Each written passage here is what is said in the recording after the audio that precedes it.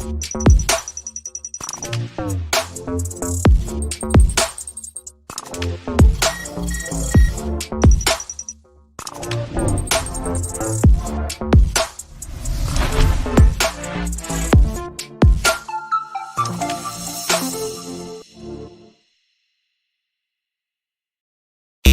the 915 to H-Town, from the Panhandle Plains to the Valley, and everywhere in between, this is the 50/50 Podcast, powered by National Scouting Report.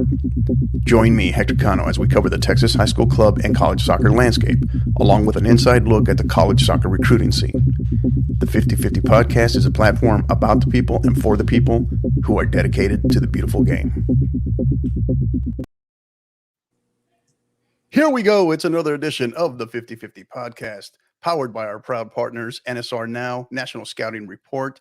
They are the world's leading authority on athletic recruiting. You can get more information on what they're about, both on Twitter as well as on Instagram at NSR Now and at NSR_now, or X, I guess I should call it, right, instead of Twitter now, as well as on their website at nsr-inc.com.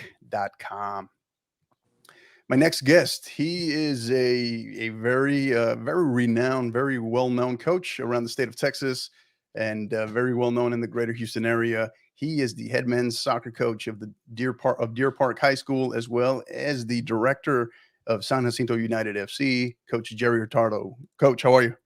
How are you, Hector? Hey, I'm doing great, man. Excited to have you here. Appreciate you being here, Coach. Let's dive right in. Are you ready to go? I'm ready. All right. That's what I like to hear. So what's going on, Coach? Tell us. I know been working a little bit to try to get you here for a little while now, and I know you're a busy guy and glad to have you here. Tell us what's going on. A lot of soccer right now. Even though we're out of season, this really becomes a big phase for us when it comes to off season for every high school coach right now. You're almost you're going to be in October now. You're very close to the real beginning. Club soccer is right in the middle of things, so right. A lot of soccer in the state of Texas. Yeah, no doubt. I wouldn't expect you to say anything otherwise, Coach. So yeah, absolutely. All right, so we're gonna dive right in, Coach, and not that I want to bring up nightmares, right? But before we can look at the present and the future, I guess the upcoming season. Excuse me. Key takeaways as you look back on the 2023 season, right? 22-6A finished 5th place in a very, very solid district. So just outside of the playoffs, just missed the state playoffs. Key takeaways from that season. Growth. I think I grew as a coach, and this is my 33rd season, and I think I grew quite a bit as a coach last year, and basically in the fact that I had a very young team. And I basically learned that I've got to get better at pulling that and making that youth mix with what I do have as seniors a little bit better. We started 7 sophomores last year, along with what we had in the juniors coming back. So we have a lot coming back this year.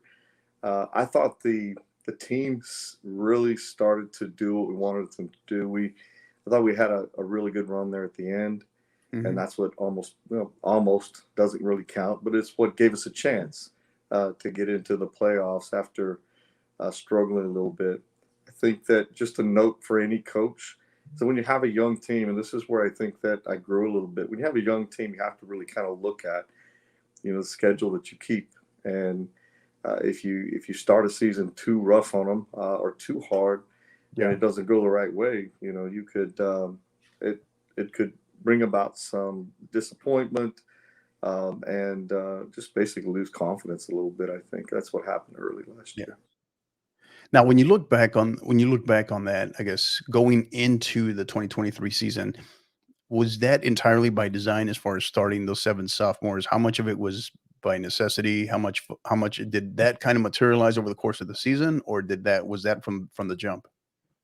We knew that what we have coming into this year, we knew this was going to be a special season, and we hope to make it all that special. Again, we still have to play games, right? We still have to go out and get on the field, but we also knew that we had that one COVID year and we lost a lot of players, and that just didn't come back, and Yeah. so that's where we kind of, I guess, we're kind of empty a little bit, and then so we knew this group right here was going to be special, so we wanted to make sure that they got the bumps and bruises as they needed to, and I thought they came through well, and they handled it well, and I'm Mhm. looking forward to these now seniors and juniors leading this team. Yeah, when you kinda look back on that, did you feel, I guess, depending upon where your expectations were, did you feel that maybe the with that many that young of a team, did you feel like they overachieved? Did you feel like you kind of left a little bit out there still?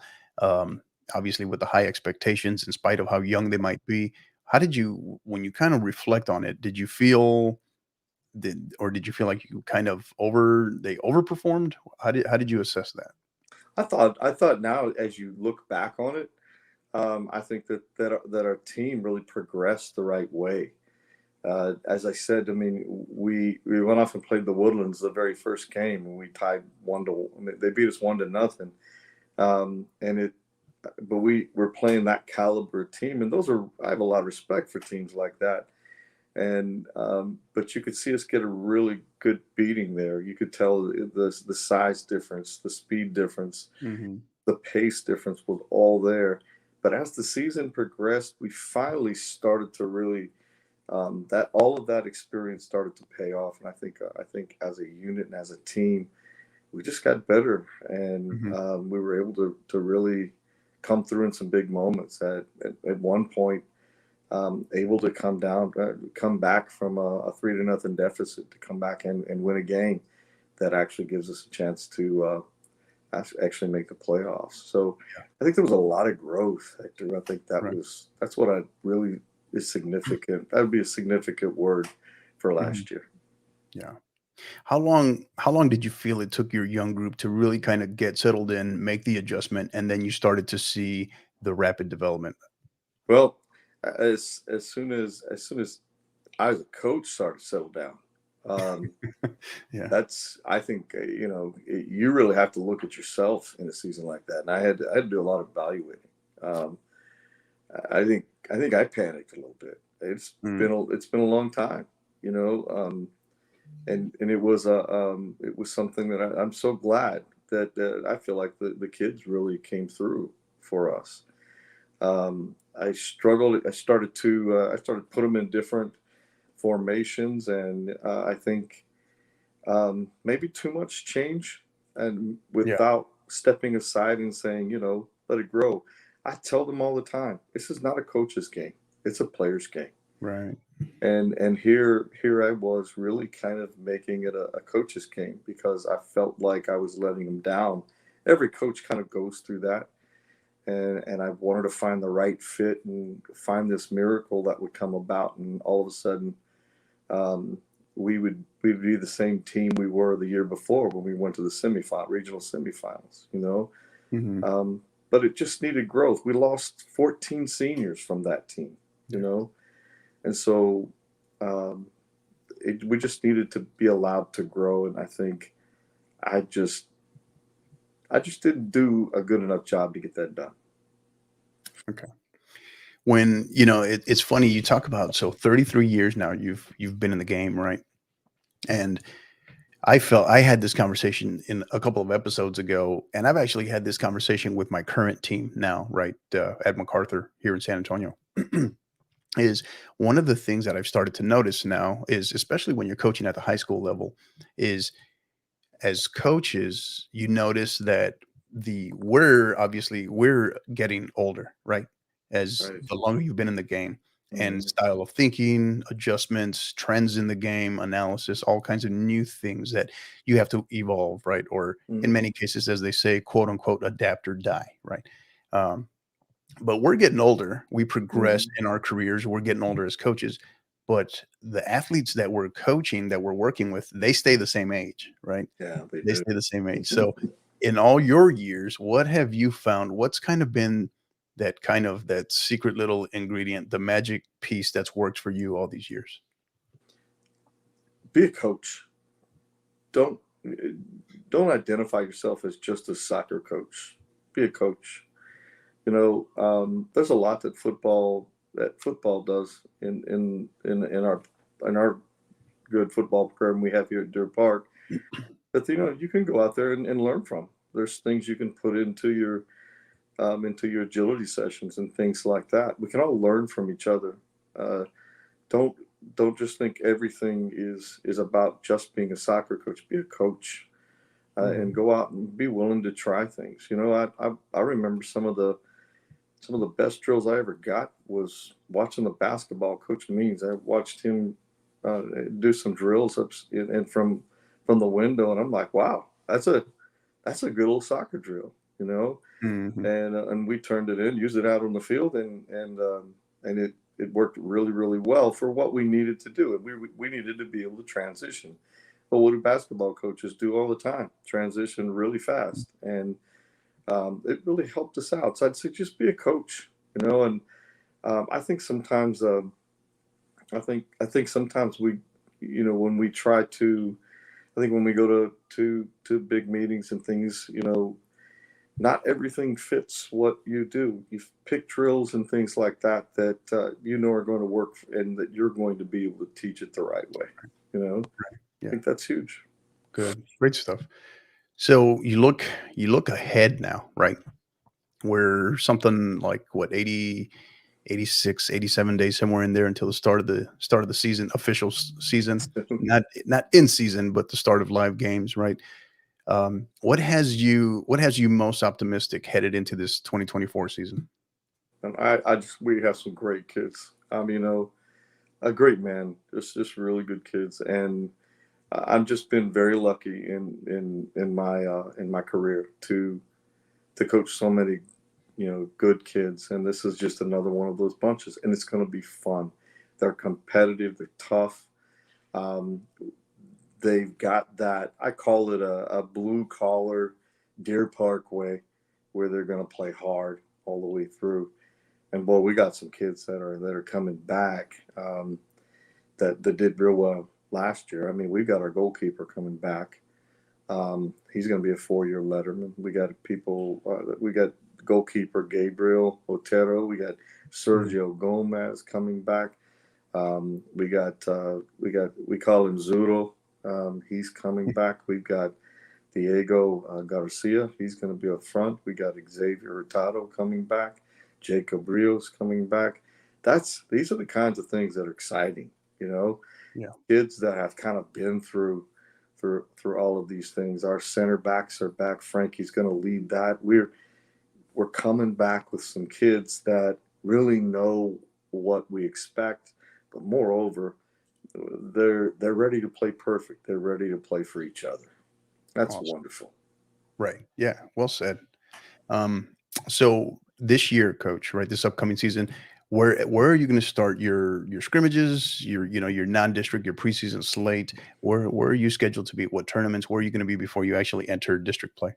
So we'll be this year. We're going to Baytown, and then because we just, as far as travel and so forth, it gets a little difficult. This past few years, taking the time to go to 2 traveling tournaments is tough on kids and their grades, and Yeah. we have got to keep our kids eligible like everybody else does. And so we do our part. So we'll go to Baytown first, and we'll head to Georgetown, and we always have a good tournament there. They put on a really good show, and then we come back and we do our Battleground Invitational, and I will tell you, it's a great tournament. Not just because we do it, but we have CE King that does it with us, and Roger has a great setup over there at CE King, and so we have the 2 big stadiums. We have teams from all over the state that come out. It's a really great event, and then after that, we're ready to go. We start district the following week. Wow. Right. Great stuff. So now, as we segue here, coach, your role, obviously, so not only are you the head men's soccer coach there at Deer Park, as we mentioned, but excuse me, but you're also the director there at San Jacinto United FC. So balancing being both a high school head coach and a club director, right? A director of a club. How do you balance that? How do you work that? It's hard. I mean, it really is. But the thing is with San Jacinto United, we have head coaches from all over, and so we're not we're talking about a group of guys that really knows how to put it together.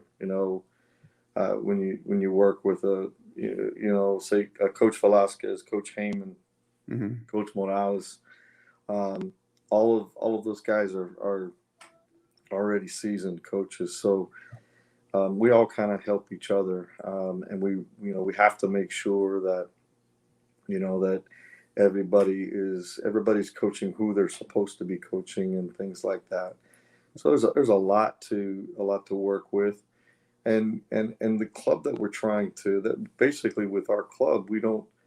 It's not about the money. Can I tell you, Hector? I went and got my license and stayed with a guy from Brazil, and he said one of the things he told me. He said, you people in America, you do it wrong. You make it too much about money. In Brazil, it's not about money. It's about who wants to play the game. We're gonna Right. get everybody to play the game if they want to play it. And so we've really tried to San Jacinto United. We've really tried to follow that. I try not to make it so much about money, and Hmm. found coaches that all feel the same way, and we work hard and strive to get everybody an opportunity to play if they want to play at Right. every level. So Yeah. I have to say, to answer your question, it's very hard, but if you find the right people around you, Hmm. it makes it a lot easier. Yeah, yeah. Well, I don't know, coach. I have to question you a little bit because if you left so you could be here, if you left Coach Heyman in charge, man, I don't know, man. I don't know. No, he's a great guy. A fellow 50/50 podcast alum, so shout out to Coach Heyman. Um, yeah, you talk about that in that piece with the coach from Brazil, and there's a line there's a line that stays with me from one of excuse me, one of my senior instructors when I attended the USSF, the National Youth course, right? This was Mhm, at oh man, about I think it was 2013. I think it was at UMHB, right? Mary Hardin Baylor, mhm, and he said we were talking about the culture and the growth of the game and the educational piece here in the United States, and he talked about how we have it so backwards, how we've taken one of the least, right, arguably the cheapest game to play mhm. anywhere in the world, and here in the US, we've made it one of the most expensive, right? You really have. Really And have. and I get it on some level, there has to be some sort of quote unquote pay. Mhm, No one really plays for outright free in the club mhm. system. I get that. But I think we can definitely do better than what it's become, I guess. So yeah. So big kudos to you and your club and what you're about. So give us a little bit more. I know you kind of touched on it, but tell us a little bit of history about San Jacinto United and how that kind of came to be. Well, I originally started a different club, and it just didn't pan out. And um, I still wanted the same philosophy, still wanted to follow that. And um, basically, a man I met another guy that felt the same way, and kind of looked at it, and basically with San Jacinto United, we just laid down the foundation. Said, you know what, we're going to open this up for all kids, and um, basically that was it. We were most of the kids that play for us. Um, they're not looking to go off and spend $2,400, $1,900, or $3,200 a year just to play the game. They just want to play, and Mhm. so we had to take all of that, kind of look at it, and many of our coaches just have to do the volunteer thing, the help there, and they make it happen. And I got to tell you, our club right now is sitting at we're now at 11 teams. When we first Mhm. started with two, Yeah. and it's and I credit it just the parents that we have at San Jacinto United. We have the greatest parents, and the kids. They keep making this thing grow. But I think we're all behind the same thing. We believe in the idea that soccer is for everyone, and we strive to make that happen for as many people as we can. Yeah. So how has in your time, right, when you look back and you assess, how has being a high school coach helped you on the club side as a club coach, as a director? How has the high school side helped you? Hector, we deal with people and we know the problems, and we also have solutions. And I think it's one thing to see problems, but we have solutions. And I think as head coaches, with the experience that we bring, there's nothing that we can't overcome and or solve. Issues that come up that we can't solve. And I think if you're going to run a club like this, you really have to be able to do it. And I think that would be the biggest positive is that our experience allows us to be good at leading the club. And I say "our" because it's definitely not all about me. I want to make sure I make that clear. It's about so many people. Right, right. So as we shift here, coach, right, we talk about your role, we come back to the high school side.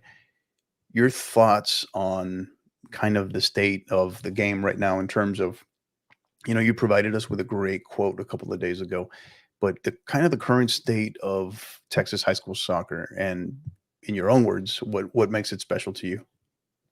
Oh my gosh, you know, I've seen, when I first started, um, coaching out at Lumberton High School, and we started in January, and then we had our first games in 2 days, um, and we had to be ready to go. The usually me, I was a football coach, Mhm. and I had never even seen a soccer field growing up. So and that tended to be pretty well the way it was. Football coaches were placed in soccer positions, Mhm. and I don't have a problem with that. It's just because, like I said earlier, I think coaches are coaches, and coaches can coach. And I think that if you pick up, you learn, and you play the game, I think that's really what it is. You've got to do all three. You can read the books, and you can go out and watch it, but you also get out and play it. How did we learn how to play basketball? How do we get better at it? How do we get better at football? How do we get better at anything? You got to go out and play it. Um, but to answer your question, Hector, I think that the state of our game is getting so much better, um, because we have so many qualified. Uh, and when I say qualified, coaches that are coming from the soccer background, Mhm. coaches that really understand the game and understand how it needs to be coached. For example, one of the hardest things I had to learn was that it is a player's game, and I can't sit here and make a robot out of a player. I have to put them in and prepare them for the situations that they're going to be faced with, and basically, it's up to them at that point in time to make sure that they make the right decisions. I constantly tell people, get ready for the next play. Focus. Focus is what has not happened yet. So Yeah. let's get ready for what has not happened yet. That is a soccer player's world, because they never know what's going to happen. And my job is just to prepare them and give them ideas in case it does.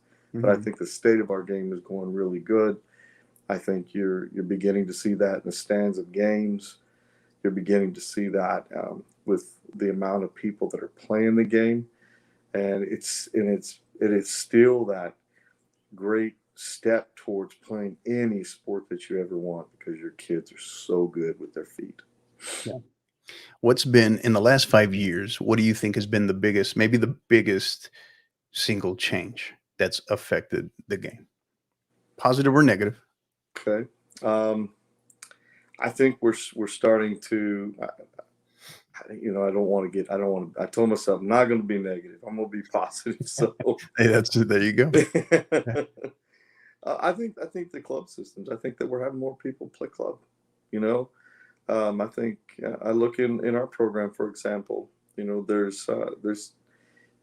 we don't have anybody in the program anymore that doesn't play club, and it's because of the opportunity, obviously, that we offer, but even some of the clubs around us that offer. So I think you have an opportunity to play the game. That's a plus.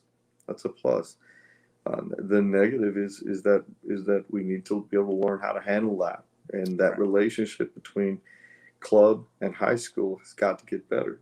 Mhm. I had a kid the other day come to me and say, "Coach, I can't play high school. I can't play high school. My coach doesn't want me to play." Well, he's played state classic. Yeah. He's playing that. He's playing that level, but for him to have to make that decision, Right. that's just not right.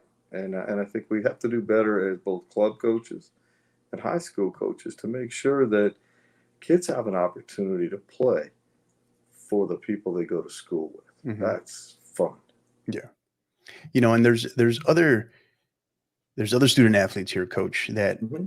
maybe have been put in that predicament, are currently facing that predicament, Hmm. or may in the future.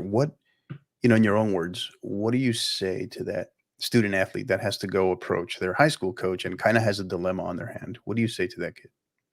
You know, years ago, I had a young man that, he's we constantly still talking, and just great time. But he came to me. He said, "Coach, I don't think I'm going to be able to play high school soccer anymore." I'm like, "Okay." So, but it doesn't do anything about our friendship, and it doesn't do anything. It has no effect on our relationship. You should have come by and see me every day. Come back and just say hello to me. It's not going to go away. But you could see the stress that he was going Yeah. through, having to make that decision. Right. The kid ended up sitting down with his club coach and asked his club coach to call me. And the club coach and I sat down and we worked it out. You Hmm. know, we worked it out, and I think that's really what it is, coach. I think you know, as clubs and high schools, we have to understand this is about the kids, not Amen. about us. Amen. And Amen. let's make it work, man. Let's make it work for these kids. Let's get to know their high school coach. The high school coaches get to know their club coaches, Right. and celebrate that kid together Yeah. because we're both building them. Yeah.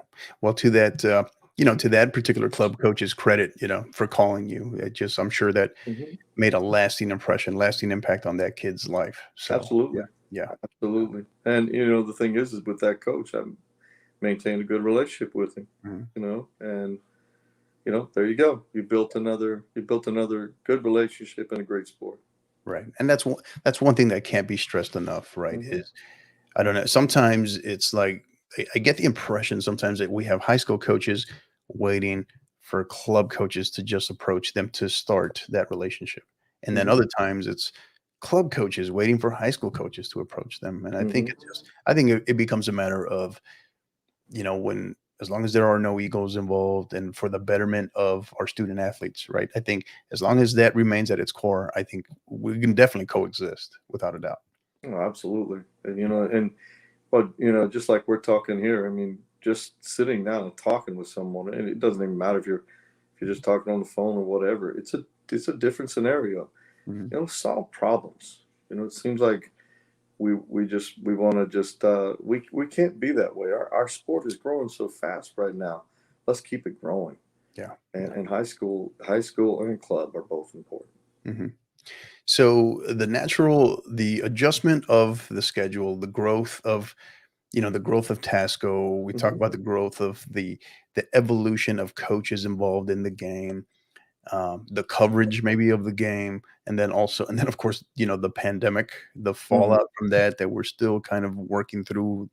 Um, there's been a lot of changes that you can point to just in the last 5 years in the game. What would you say in the next 5 years? Right, you kind of Coach Hurtado looks into his crystal ball. Where is our sport, right? Where's Texas high school soccer headed in the next 5 years? I think let me say this. You know, I got the opportunity to work with Tasco this past year, and it's impressive how well they put things together and how well they work together to get things like you know our event, the event that we have, our coaches clinic and things Mhm. like that. But I think that's a good indicator. Um, I think that you're going to also see. I think you're going to see a little bit demographically. You're going to see a change. I think you're going to see a lot more. Um, I don't want to say this wrong, but I think you're going to see a lot more Hispanics be involved in the leadership, get more involved in the leadership of our programs out there, and it'll be a good representation for all, and Mhm. I'm excited about that. I really am. I'm excited about that. You know, um, it. I think with all of our programs, it's exciting to see that. So sorry, I'm just I don't want to be. I hope I'm not coming off any kind of negative here. I just want to No, say no. I think leadership is going in the right direction. I think 5 years from now, you're going to see some really cool things. Mhm. Um, I see, for example, um, I see high school having not just Tasco puts its senior showcase. I think that it's going to be like the big Dallas tournament, Mhm. and I think there's going to be something like that where college coaches become more and more involved with even high school 5 years from Mhm. now. Nice. So Yeah, let me I'm sorry, go ahead, coach, go ahead. no, you go ahead. Yeah, no, I was gonna follow up on that, and, we our previous episode, we had, Jared Shipman on, right, president of Tasco, Hmm. and, that was some of what he alluded to in some of the conversations that him and I also had offline, and, yeah, he was great. It was a great episode, gave us a lot of Those. insight into just not only what they have coming up in Galveston in November, but just where Tasco is headed, right? Hmm. Yeah, I mean, and you're talking about Jared. I mean, that's the caliber coach you have. Those guys are doing a great job. Mhm. So, and I think that you're only going to see Tasco grow, and I think it's going to grow all over Texas, in the Yeah. right way. Now, and speaking of the convention, will you be in Galveston for the convention this year? Absolutely, Yeah, awesome. absolutely, Yeah. yeah. Anything you're most looking forward to? What has you the most excited so far? You know, I think the most exciting. Let's be honest, Hector, is just seeing our friends, right, and seeing Right. getting to enjoy talking to other coaches, and it's just really cool to sit down and just talk to other coaches while Mhm. the events are going, and just sometimes just sharing that what everybody's having the same kind of problem, and this guy solved it this way and this guy solved it that way, and getting that notebook out and writing down some ideas as we move along. But oh my goodness, it's a brotherhood. Right. It's a major brotherhood. And if you, my goodness, when I started, there just wasn't many of us. There just wasn't. I mean, Yeah. you would go to events like that. There just wasn't many people. The great Kevin Johnsons were there. And the Baker, Alan Baker, right? Those guys were still heading it up, Mhm. but there just wasn't a lot. I mean, my 3A Lumberton team they basically played in a 5A district. We didn't have a Right. 4A, 5A, 6A district. It was one district, and if you won, then you went over and you met a 5A team, and it was a little difficult. Yeah. So. And in speaking with that, that was something that Jarrett mentioned in our episode was one of the things that they're looking at having this year is they kind of want to have many, for lack of better words, I'm paraphrasing here, but kind of Mhm. many breakout sessions, many socials for some of these 3As that are on the verge of having their own programs, or maybe they're brand new programs, right? And they're competing at the 4A level. They want to specifically have breakout sessions. They want to have socials for them, right? Mhm. To help incorporate that growth and see what it is that they need. So I think that's something that got me very excited when he was talking about it. Coach, just just the brotherhood. I mean, uh, going down and and seeing seeing some coaches you've always respected, and just be able to sit down and just talk. I mean, it's so much fun with that. It's like going to any other convention you work for, but it's kind of like we all kind of work for the same thing. We work for the kids, and we work Mhm. for the schools we represent, but all of us are working for this great sort of sport of soccer. Yeah. I've no doubt, no doubt. Couldn't agree more, coach. And one of the things I know, a special shout out that I wanted to give to someone I know you're familiar with, who told me to tell you hi, Coach Stephanie Sazo, the head women's soccer coach out at El Paso del Valle.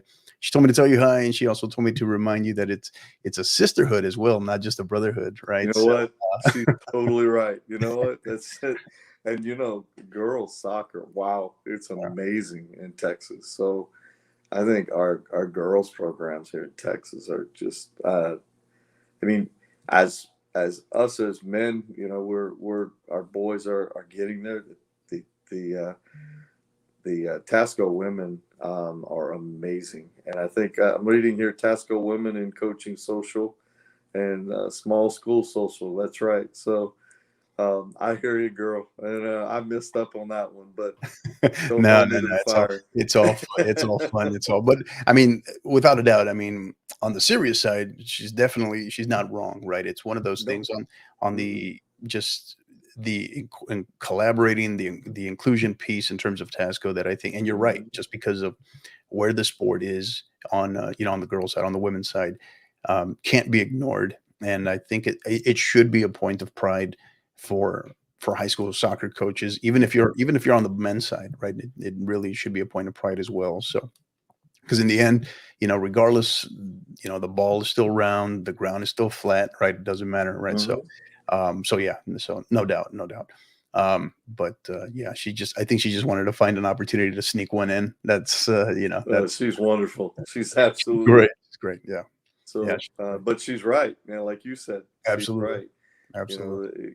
know, the women's soccer is amazing, and it's growing so fast to the point where even schools that maybe for a long time didn't do so well, now you're starting to see them compete, and I think it goes also. It's a tribute to clubs too, because a lot of girls are playing club soccer, and Mhm. um, more than I've seen, and it's like you can see it really paying off. And wow, and the ladies coaches are just tremendous. They're Yeah, really good at what they do. yeah, yeah, no doubt. So that's going to do it, Coach. That's going to do it for our first segment, the build up here. So before we transition over to our second segment, I want to tell you about our good friends, both at Gipper and Global Scarves. So first, our good friends at Gipper. Gipper is the way that schools, athletic departments, ads, and coaches create world class marketing content. Join over 2,500 coaches and ads and use Gipper to create high quality visual branded graphics for your program. The best part, anyone can do it in seconds on any device without needing any design experience whatsoever. The other great part is just for being a listener of the 50/50 podcast, you can save money with them immediately. So all you have to do is go just by being a 50/50 podcast listener, you're going to receive a 10% off discount off any first time Gipper purchase. All you have to do is go to gipper.com/partner/5050 to learn more. Again, that's gipper.com/partner/5050 to learn more. And then there's our good friends at Global Scarves. So Global Scarves is the top provider of custom knitted scarves, beanies, and other fan merchandise in the US. All merch is fully custom with free design services and free shipping on all orders. You can contact them at info@globalscarves.com to get any free designs and quotes built out for your school, club. Maybe you want to get some personal ones for your supporters group, right? Whatever it may be. All you have to do is mention the podcast, mention the 50/50 podcast, or use the code hashtag 50/50pod. Again, you can contact them at info@globalscarves.com. Excuse me. All right, coach, it is that time. That was impressive, by the way. Yeah, What's that? that was pretty impressive. Well It's said. I got a little bit of experience under my belt now, so I appreciate that. Thank you. Thank you. Moment of truth, coach. Counterattack segment where we get to have not some laughter at your expense, but we get to laugh with you. How about that? Okay, sounds Yeah. good. All right. Okay. Completely random, off the wall. Some soccer, mostly non-soccer, but we get to have some fun with you. So, all right. First one out of the gate. Greatest sports movie. Oh, remember the Titans. Really? Okay. Remember the Titans. There's a little that goes behind, little stuff that goes behind that. Yeah. People are going to throw something at me, but I'm a Tennessee Titan fan. I was a Houston Oilers fan when I was a kid. Oh, gotcha. But the Yeah. word Titan, and I just love that the way all of that comes about. You know, that growth and Right. brotherhood and things like that. I think it's a great coach movie. So Yeah. Yeah. No, it is. It is. My brother, my brother, he's kind of in the exact same boat as you. Grew up an Oilers fan, right? hmm Going back to all the way before the Warren Moon days and Earl Campbell days, but grew up an Oilers fan. So then when they jumped ship and moved to Tennessee, he followed them. So ever since then, he's been a Titans fan. So Right. I'm always giving him a hard time. That's okay. That's okay. We All right. deserve it. Next one. Strangest thing in your refrigerator right now. Strangest thing in my refrigerator right now. I'd have to say, should I say leftovers of my wife's cooking? No, I can't say that really. Oh, well, I hope yeah. Make sure she doesn't see this. Cottage cheese. I'm not.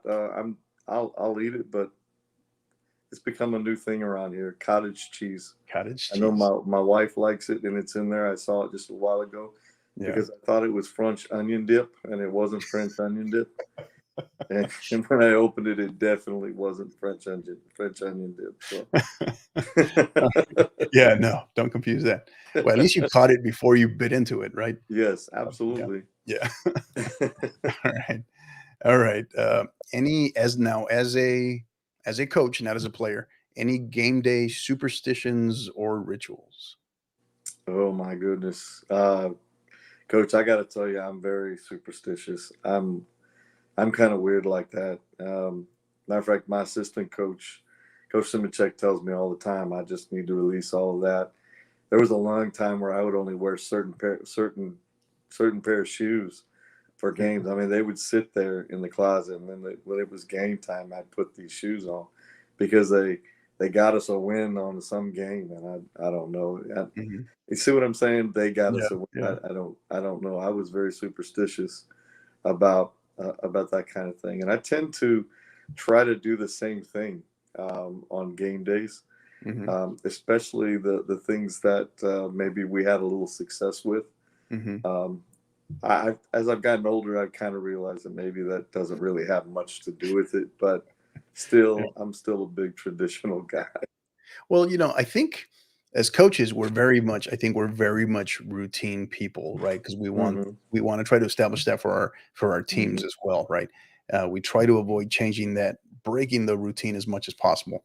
So I get that, but I think also the part that's always cracked me up has always been with coaches when they just turn into like, I don't know, like coaching gear divas all of a sudden when it comes to the superstitious of, oh my God, I got to wear this, and it's got to, oh, we won when I wore this, and it's like all these patterns, and it cracks me up.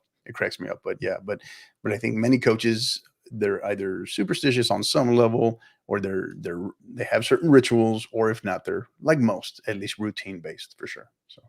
I think younger coaches are not as superstitious. I've noticed that too. And like Coach Simicek, he's my assistant coach. He looks at me like, Coach, you can put those away, that kind of thing. So game day gumbo. That was something. I always had to have was game day gumbo. That worked for a long time. Got us into the semifinals, and then the finals, 3 years in a row there. So maybe I need to go back to that game day gumbo. Hey, that's what I forgot last year. Hey, I think next time you make some, make sure you ship some to San Antonio, Coach. I'll share the address. Okay? Hey, sounds great. I love San Antonio. There we go. All right. So next one. This one always ruffles some feathers. So favorite and least favorite soccer team. You can't say your own. You can't say your own, obviously. Okay. All Yeah. right. Favorite and least favorite. Okay. Well, my favorite is Liverpool. All There right. you go. Okay. And I knew guess you you were a kind man of of have to honor. go. You kind of have to go per leagues, right? Because I mean, Mhm. I could mention Barcelona. People wouldn't, but let's just say I like the way Liverpool. That's my favorite team. Yeah. Least favorite. Um, I'm gonna have to say Chelsea. Mm. Yeah. They remind me of the Dallas Cowboys, and I don't like the Dallas Cowboys. Oh, no, don't. Please don't compare those two. I'm a Cowboys guy, so yeah, don't. Yeah, Chelsea. So So yeah, those. Yeah, I'm gonna, we I'm gonna have to okay? block that one out now. So all right, but at least at least you said Liverpool. So there, I'll give you that one. Right. Love, yeah, Mhm. I'm a big Liverpool guy as well. So Mhm. did you see that game this weekend? By the way, Yes. yeah. Yes. Oh yeah, And I yeah. have a friend. My best friend. His name is Neil Monroe, and Neil Monroe is. I mean, he knows everything and anything about soccer. He's the one that really kind of even saved my career. We could go for a whole hour on all that, but he really helped me a lot. Yeah. But he keeps me awake on all games. He watches it all. So, but he Yeah. turned me on to Liverpool. So, Nice. That's awesome. Yeah, I get that question all the time too. It's like, hey, how did you end up being a Liverpool guy? And I tell them it's pretty simple, honestly. It's like mhm, great mentor of mine coming up. He was from Liverpool, came mhm, up in their academy system, turned pro at 16 for them, and just the stories, the insight, and everything I got, and the coaching education that I got from him along the way right. too. You can't put a price tag on that. It's probably greater than any C, B, or A, licenses course that I could have gone to, because to be with him for what I think it was about 3 years, 2.5, 3 years. hmm I learned a lifetime about the game.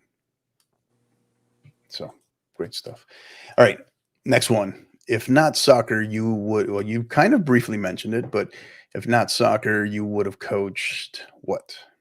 Oh, football. Yeah.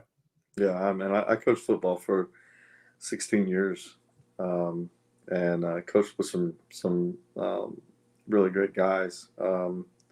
I coached at that time. My last football stint was at Elkins High School, Fort Mhm. Bend.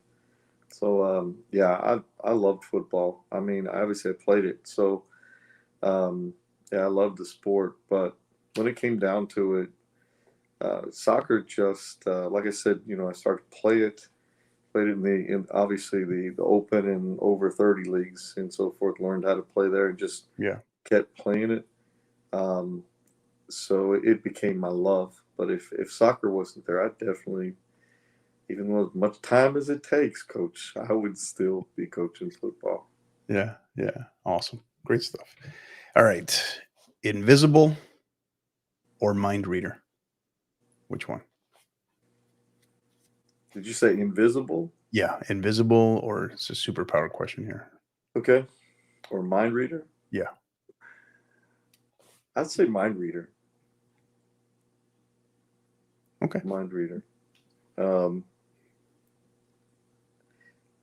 and I say that because I really don't. I'm kind of puzzled here, but I'm going to say that because I think that as you get older, and I'm getting there. I'm 58 now, Mhm. so I think you grow to be able to kind of read what people are thinking and Mhm. what they might need help at, and you tend to read when people need help, um, or just need someone to talk to.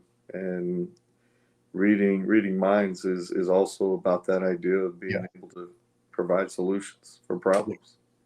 Yeah.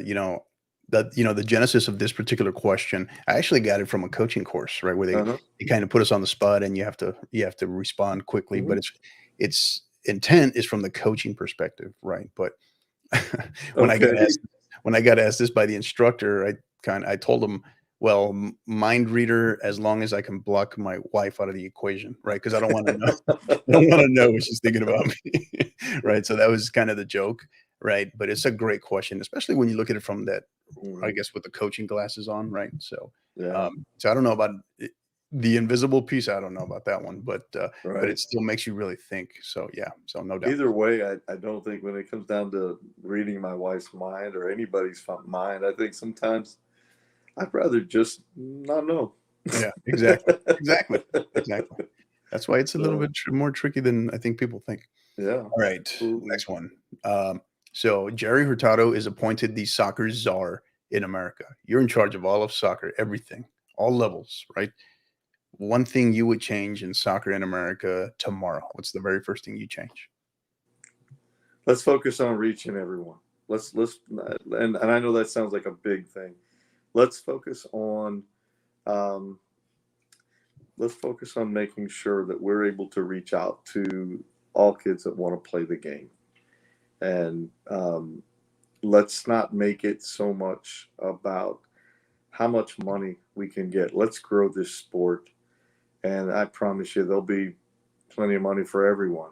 The bottom line, let's grow the sport Mhm. and grow it for everyone. Let these kids grow it at different levels, and like we do now. But um, let's provide more pathways for the kid that mom has three boys and they all want to play soccer. Let's provide the pathway for her to allow her sons to play soccer without it being, um, without having to basically her having to pay an enormous amount of money or have to buy a $700 uniform set. You know, um, let's focus on that. Let's change. Let's take the Brazilian look at it, Yeah. maybe. So Nice. I know I keep mentioning money, but I have so many kids that that I see on a daily basis, and it's they just love mom and dad, and they just want to help out. And I mean, I have so many moms that do their best to uh, to provide and just to work 2 3 jobs to get it done. You know, soccer may not be something that they can provide that way, and so let's find a way Right. to help them. Yeah. Well said. Perfectly great. Well said, coach. Next one. Favorite movie quote that you can share. That you can share. All right, I got to get my. Did I shoot 6? Did I shoot 5? Well, to tell you the truth, I can't remember.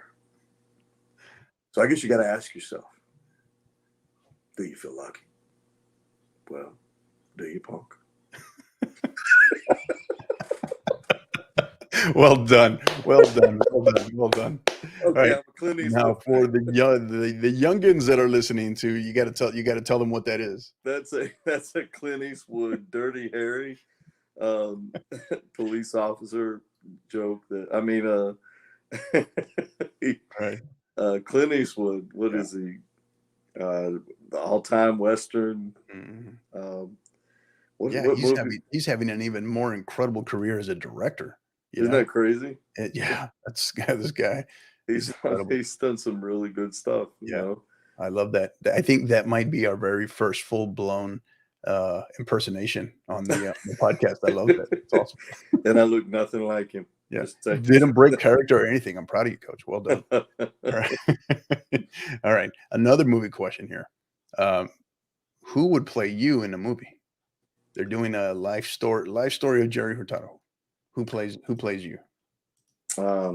I'd love to say Clint Eastwood, but it ain't gonna work. Um,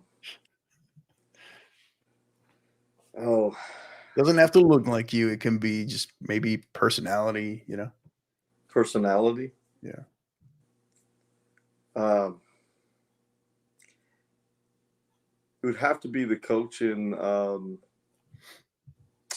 It would have to be Coach Carter, the guy that plays Oh, in. basketball movie. Mhm. Samuel L. Jackson, isn't it? Right. Yeah, Yeah. yeah, yeah, yeah. Because you know, you'd have to have a bit of an attitude. Um, I, I don't know. You have to have that. You have to have um, that bit of an attitude, but also you'd also have to have that side where kids know that you love them. Yeah. You know? Yeah. Yeah. So, I know. It's and interesting. Yeah. it's what is that? Every coach that you've ever met, right? Right. Right. Right. That's a good So, one. That's an interesting one. Yeah. That was different angle from maybe what I didn't know what to expect, but that's good. All right. Good deal. I was kind of starting to try to think of anybody that looked like me, but then I realized, man, ever Yeah, since that's a I got tough one, my hair, right? I don't look like That's why I really say anybody, that's why I right? say you can't go off of just looks, but it's like someone, I don't know. So for whatever reason, there was a stretch there. Whenever I would ask this question, there was a stretch of The Rock. Everybody was Hmm. like, The Rock, The Rock, The Rock. I Right? was like, all right, so I got to get away from that question for a little while. You So know, Hector, I played music. I play music, so do you? yeah. So I could see the La Bamba guy playing a little bit of my stage name is Jerry Hart. I could see him doing that. There you go. All right. So. Awesome. Great stuff. There you see, there's another one. There you All right. go. Good deal. All right. Next one. Current music and podcast playlist. What's in the rotation there right now? Mana, Okay. I love that. And uh, okay, so I'm all right. So I like Selena. Yeah, There you go. Ain't nothing wrong with all that. the music that she has on her radio station. Right. Right. Um, I like all of that because she really brings in a lot of Vicente kind of music too. Mhm. So my grandfather was he could play the guitar and he taught me to play the guitar. So that's where all that comes from. And he was just a great Mexican music singer. Uh, Yeah. I can still hear him singing Volved or Sabor a Mi or Mhm. something like that. So I learned from that. But then you know what? You got to go to on my list of music would have to be like 90s country. Yeah. Yes. Yes. 90s country. Yeah. So Very much. Very. Yeah. good stuff. It's an adjustment now with modern country. Yeah, So, it's not the same. The no. other day I turned into a station and this guy's rapping on country music. I'm Yeah. like, dude, no, that don't work. It's got no soul whatsoever. Yeah. All right. So now, are you much of a podcast guy? Anything in the podcast playlist, or what's the rotation there? Or because some people it tends to be feast or famine with podcasts. It just kind of depends. You know, I did James Kowaleski. Uh, he did a done one that he's like you. He does some things like that. I like Mhm. sports podcasts Okay. to kind Good. of try to get ideas from other coaches and things like that. Right. Right. Um, but that's about it. It's just mainly sports kind of ideas. I got away from politics. Hmm. It's just this world needs to grow up. You and I sit down, we can talk, and this world just wants to argue, and I just get tired of hearing it. It's just so.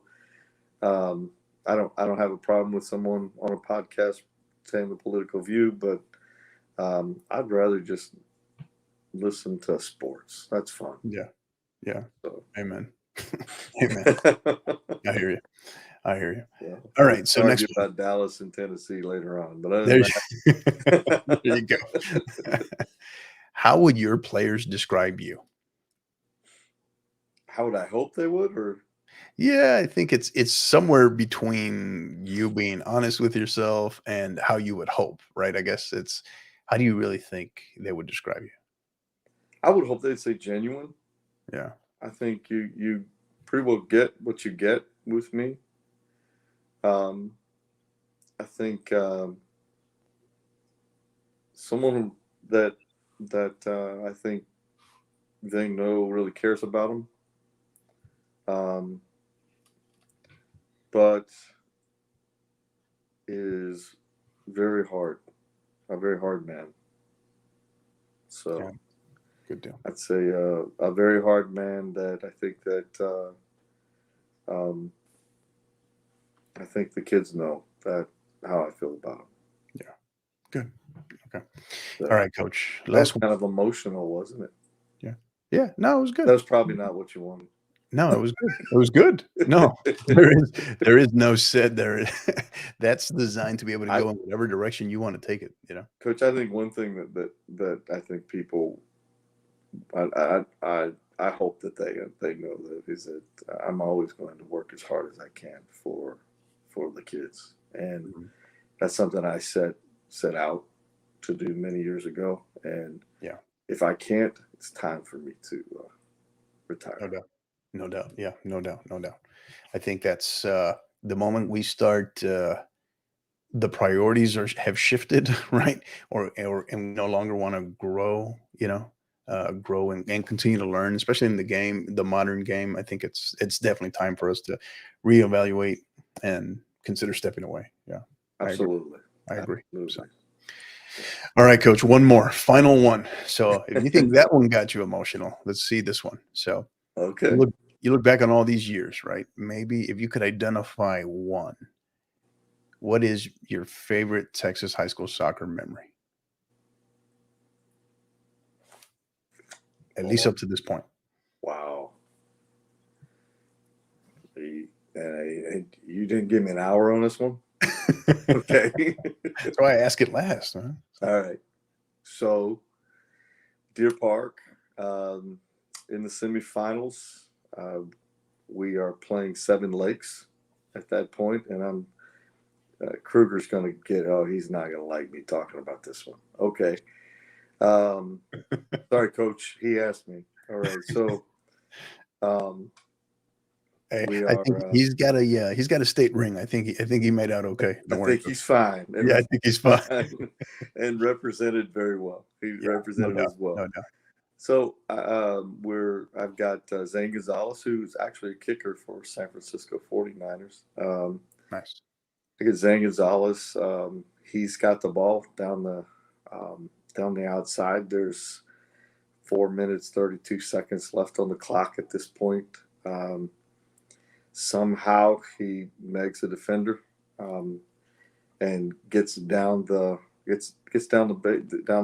baseline, and he plays it back towards the top of the six. And out of nowhere comes Julio Escobedo to put the winning goal in, and we beat Seven Lakes, which I think it surprised a lot of people. It didn't surprise me because I had a group of guys there that were the real deal. We went on and we played Elsick the next game, and we lost 1-0. But Coach Cox and I talk about that game all the time. That was a really good game for anybody watching soccer that day. But that would probably be the moment, because when that happened, it was like when we, that moment right there. Wow, I just fell to my knees, and just one of those things that you just at that point you turn around, you start looking at everything. We had a great crowd. The whole city was there. It was wonderful. I say the whole city, but you know what I mean. Right. It was a packed house. That place was going crazy. And then when the and when was this? What year was this? So this was 2013. 2013. So it was a great year. We were undefeated. We were 20. That made us 26-0 that year. Only to play Elsick in the final, and we got beat. Yeah, we got beat 1-0. So What a beautiful shot! This was the state semifinal. This was the region. I'm sorry, the regional final or regional semifinal. Sorry. Yeah. Okay. I've never been to state. Yeah, that's what I meant. I was thinking regional, not state. Yeah, got it. Wow. So, yeah, no, I mean, I think that's a testament also to Seven Lakes program, right? And just and what Jimmy's done there as well, and what you're working on and what you're building, continue to build there at Deer Park as well. So, thanks for that one, Coach. Really appreciate that. And That's going to do it. We wrap up Okay. that's going to do it for our counterattack segment. And we start wrapping up here, Coach, with our final, what we call stoppage time, which is our final thoughts. So Can I since you say were, one more thing? yeah, absolutely, Coach. Go ahead. I just want to tell all the players that have played with me in 33 years, thank you for it all. Thank you for it all. It's been a lot of fun. Thank Yeah. you. Yeah. There you go. Well said. There you go. Wouldn't expect anything less from you, Coach. So well said. Well said. So in stoppage time, Coach, final thoughts, anything you want to share in terms of just state of the game, what's on your mind? I know you've spoken to a lot of it, a lot of different things today, but anything you want to share, shout outs, thank yous, anything as it relates to the game. Since you are a guest, we're going to let you Mhm. go first. The floor is yours. Sure. I'd like to thank my friend Coach Monroe for taking the time to work with me and help me become a better coach in my time of need. I'd like to thank guys like Jerry Creel for giving me the opportunity to coach at such a great school at Deer Park. Just thank Deer Park all in general for having me there for 17 years now. I've been there. Never thought I'd be at a school that long, but it's such a great situation out there. And then, of course, like I just said, I'm just a coach that has just been very lucky to have coached so many great kids at Lumberton High School, at Fort Bend Elkins, and at Deer Park High School. So thank you. Yeah. Well said. Great stuff. Thank you for sharing that, Coach. A lot of great stuff tonight. So, and again, we're grateful for you, and we're wishing you and your boys a great season. All the best in 2024. I have a feeling we'll be hearing from you guys this year down the stretch in your I'm district. excited. So, I'm so excited. yeah, yeah. So I bet you look it, you sound it. So I'm excited. I'm excited for you. So, but yeah, and can't thank you enough for being here, Coach. And my final and stoppage time, my kind of final thoughts is it's very minimal. We start getting closer to the weather is, I guess you could say by Texas standards, it's starting to Hmm. slowly change, right? It's Right. not 108 anymore. But the weather's slowly starting to change, which is kind of starts to tell us that high school soccer is getting closer and closer. So continue to do everything you can to get ready. It'll be here before you know it. Stay the course, but most of all, we just came through what would have been for most people an eligibility period, right? So Hmm. hit the books, stay on top of your grades. Yes. The greatest ability of them all is availability, right? And if you're Mhm. if you're a student athlete that's all in and that's bought in, all in, highly talented, but you're not available because you can't get it done in the classroom, then that's very unfortunate, and that's what makes us different here in high school soccer, right? Is like you got to get it done in the classroom as well. So so very important, and kind of should go without saying, but kind of one of the things that I wanted to harp on. So don't lose sight. Don't lose sight of your why you're doing this. But doesn't matter whether you want to go and play. Maybe you want to pursue playing at the collegiate level or not. Regardless, your academics drive everything. So even if whether you want to play at the collegiate level or not. So uh, stay the course. Stay the course Absolutely. in the we talk about in the weight room, on the field, but especially in the classroom as well. So Yes, sir. yeah. So Good all stuff. right. That is going to do it. Again, you can find Thank you, us sir. on thank you, Coach. Really appreciate you being here.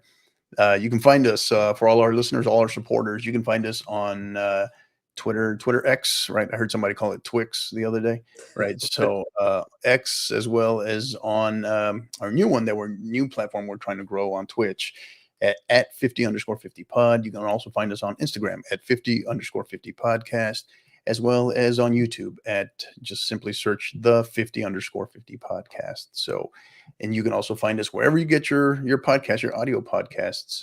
You can definitely find us on all the major podcast platforms. Just simply enter the 50/50 podcast. So that's going to do it for Coach Jerry Hurtado. Really appreciate you, Coach. Thank you for being here. Thank you I for having me. Yeah. Thank you. Thank you. And I'm your host, Coach Hector Cano. And you know what to do. Until the next time, keep downloading and keep listening. You've been listening to the 50/50 podcast, powered by National Scouting Report. Help us continue to grow by liking, rating, and subscribing on all major podcast platforms. And don't forget to follow us on Twitter at 50_50pod, on Instagram at 50_50 podcast, as well as on YouTube at the 50_50 podcast. Until the next time, keep downloading